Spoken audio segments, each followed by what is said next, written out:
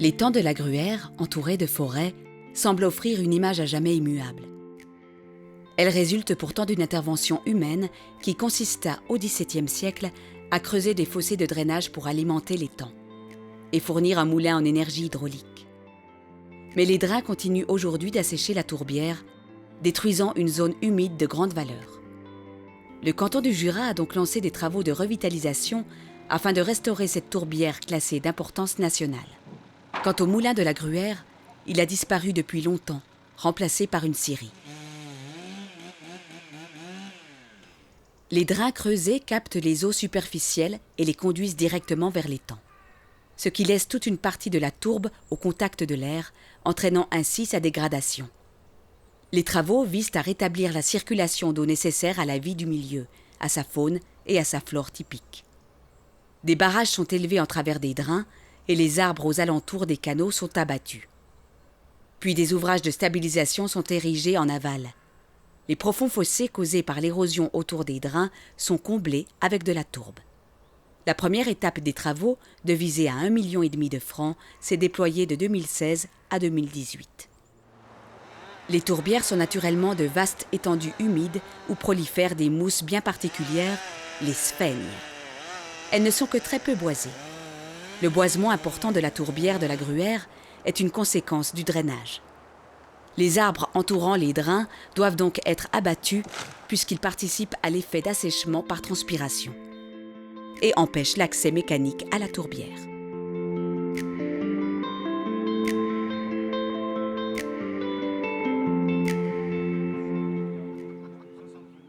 Les sols d'une tourbière sont très meubles et particulièrement sensibles, ce qui engendre une scène spectaculaire, le débardage des arbres abattus par hélicoptère. Il faut attendre une météo propice et fermer le sentier pédestre le temps d'une journée pour des raisons de sécurité, avant de procéder à cette aérienne évacuation. Le monoplace utilisé a été conçu exclusivement pour le transport de charges. Il est capable de soulever près de 3 tonnes. Soit un fardeau supérieur à son propre poids. L'intervention d'un hélicoptère nécessite une préparation minutieuse et une parfaite coordination des équipes au sol. C'est surtout la méthode la plus simple et la plus efficace si l'on veut préserver la tourbière. Alors ici c'est un site protégé, on ne peut pas débarder autrement pour ne pas faire de traces, c'est le seul moyen de faire un hélicoptère. L'hélicoptère n'est pas plus cher que si on le faisait au téléphérique ou comme ça. L'hélicoptère, en un jour, on arrive à porter 600 tonnes et au téléphérique, il faudrait 3 semaines de travail pour sortir ce bois. 2 journées d'héliportage suffisent à évacuer les arbres sans laisser la moindre trace sur le sol fragile de la tourbière.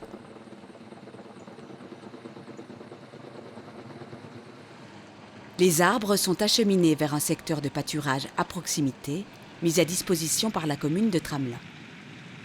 Ils sont directement mis en copeaux sur le site avant d'être transportés vers le thermoréseau de Porrentruy. C'est là qu'ils sont brûlés et permettent de produire de la chaleur et de l'électricité.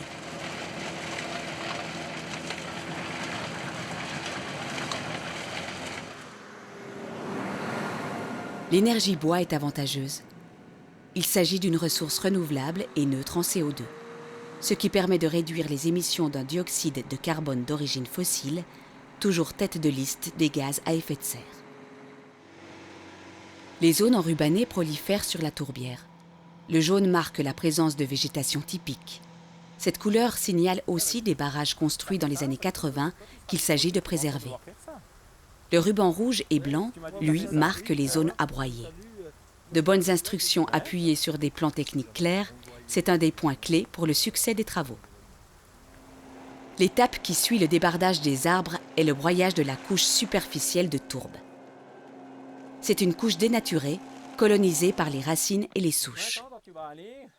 Le broyage est réalisé par une redoutable pelle araignée qui n'hésite pas à réduire en miettes les souches indésirables. Elle se déplace sur une piste de chantier constituée de plaques synthétiques conçues pour préserver le sol tourbeux.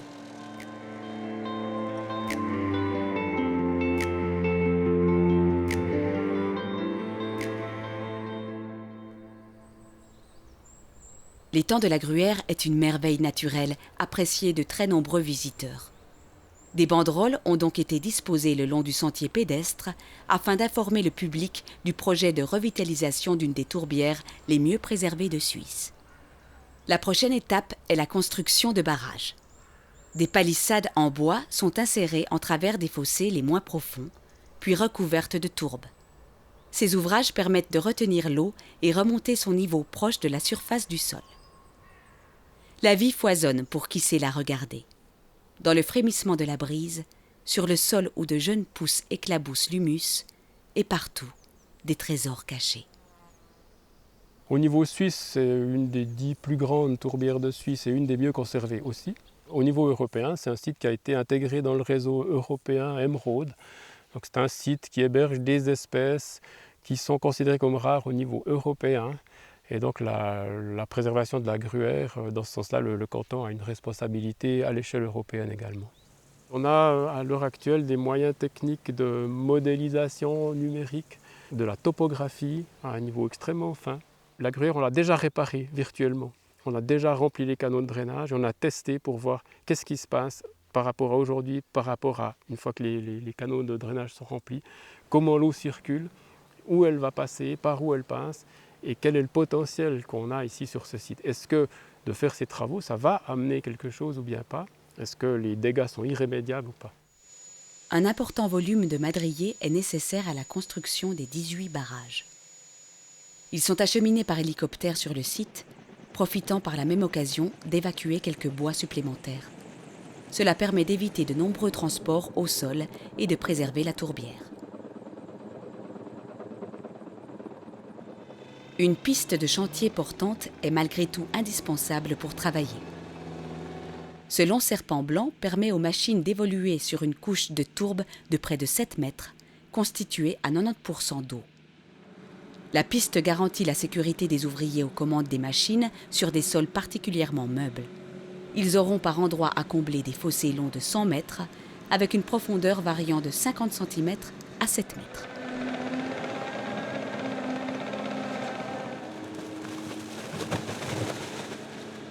Nous, on est une petite entreprise de 10 personnes. On a un petit peu 2 domaines d'activité. Et un de ces domaines, c'est les travaux en milieu naturel. Donc c'est la revitalisation de milieu naturel, l'entretien.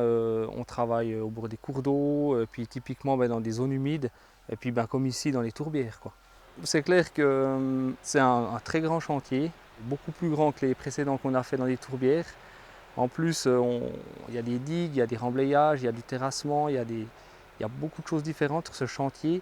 Et puis la superficie qu'on occupe est très grande, donc c'est clair que pour moi c'est un challenge, quoi. Ça sort de l'ordinaire et puis du coup c'est stimulant comme projet. Les fossés les plus pentus sont totalement comblés. Une palissade est construite en travers du fossé afin de maintenir en place les matériaux de comblement. Cela permettra de remouiller le terrain et de rétablir la circulation diffuse de l'eau. Les travaux ont aussi un intérêt pédagogique, comme lors de visites du site par des étudiants. La couche superficielle de tourbe dénaturée et préalablement broyée est retirée du fossé. Elle est remplacée par de la tourbe intacte, fibreuse, provenant de couches plus profondes. Le comblement des fossés nécessite d'immenses quantités de tourbe de bonne qualité. Elle est abondante et en excellent état sur le site, donc prélevée directement sur place. Une benne suspendue à un téléphérique est utilisée pour transporter la tourbe. Une solution qui s'impose dans les parties trop pentues pour l'accès des transporteurs à chenilles. Les mares creusées par le prélèvement se remplissent d'eau rapidement, même en période de canicule estivale. Les fossés peu pentus permettent la mise en place de barrages qui retiennent l'eau à leur amont. Ils jouent un rôle important dans la revitalisation de la tourbière, mise en danger par les 2,7 km de drains qui la sèchent. Alors là, ce qui est utilisé comme essence de bois, c'est de l'épicéa ou du sapin blanc. Ici, au niveau durabilité, c'est amplement suffisant parce que c'est du bois qui sera immergé dans le marais, dans l'eau. En plus, dans une tourbière, on est dans un milieu acide. Donc ce bois, il va se retrouver un peu comme des cornichons dans leur bocal de vinaigre, quoi. Donc c'est conservation garantie, quoi.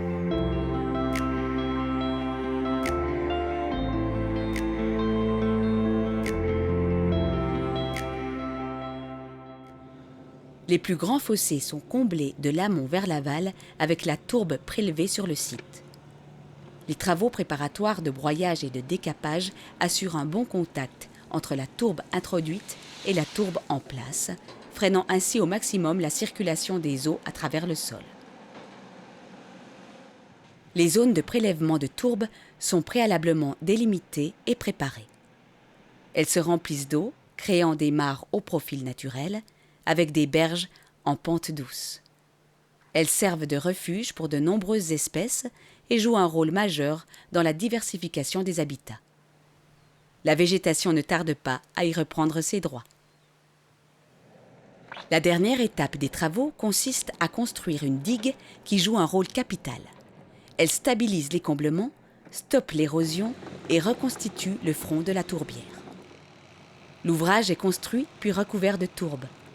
La fosse d'érosion est comblée. Finalement, le relief du terrain est reconstitué. Les traces du passage des machines sont effacées.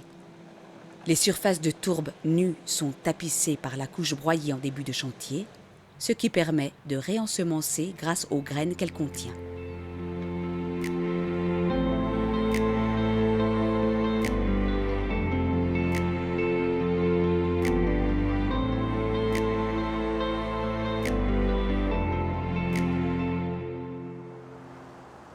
L'exécution des travaux est à prévoir sur plusieurs années pour un projet d'une telle ampleur.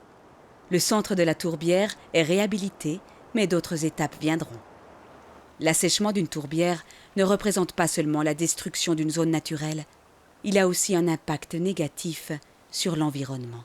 La biodiversité, c'est un aspect, mais l'aspect aussi finalement gaz à effet de serre est aussi important parce qu'on sait qu'une tourbière qui s'assèche, comme c'était le cas avec ces drains, elle libère énormément de gaz à effet de serre, du CO2 particulièrement. Donc à dimension locale, bien évidemment, ces travaux contribuent également à lutter contre les émissions de CO2 excessives et vont donc dans le sens voulu par les différentes conférences sur le climat qui actuellement se penchent sur ce problème de façon plus ou moins intense. Notre tâche consiste beaucoup plus à donner à la nature tous les moyens possibles et imaginables pour retrouver un équilibre qui ne sera pas le même que celui d'il y a 500 ans, parce que là, de ce point de vue-là, les choses ont changé. Elles vont continuer à changer. Par contre, on peut, nous, essayer de garantir de mettre à disposition de la nature les moyens dont elle a besoin. Et en l'occurrence ici, c'est lui redonner de l'eau, cette eau qui est évacuée trop vite par les canaux de drainage, creusés il y a 300-400 ans, et de ramener cette eau à la surface du sol et de faire en sorte qu'elle coule beaucoup plus lentement, qu'elle reste sur le terrain. Quand on a une forêt et puis en 2 jours on la rase complètement quand même sur une surface qui est importante, c'est choquant et c'est clair que les gens souvent ils sont choqués. Juste comprendre qu'ici, dans quelques années, il y aura déjà, tout sera cicatrisé et puis il y aura vraiment un espace pour une biodiversité, pour des plantes qui sont très rares aujourd'hui.